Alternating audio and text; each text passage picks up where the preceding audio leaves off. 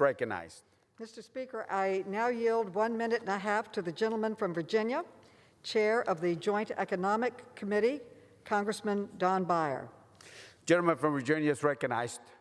Thank you, Mr. Speaker. I rise in strong support of H.R. 51 and DC Statehood. My mother and father met at DC's Western High School in the 1940s before my father went off to West Point and Korea.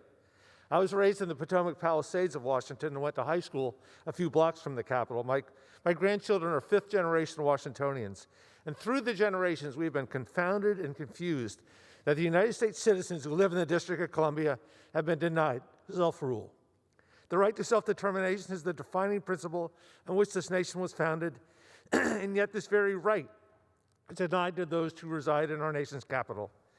Taxation without representation sparked our own war of independence from Great Britain.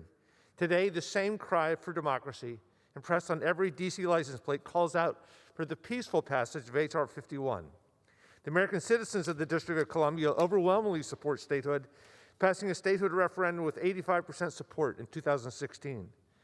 My Republican statehood opponents argue that statehood should be denied DC because it is too small, because it is not rural enough, because it has insufficient logging, manufacturing, agriculture, or mining, because it is not well-rounded, and because its residents are not real Americans.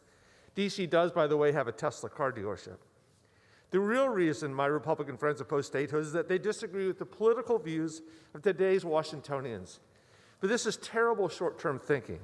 Texas voted Democratic for generations, while California and New York have elected many Republican governors and senators. Political pendulums swing both ways.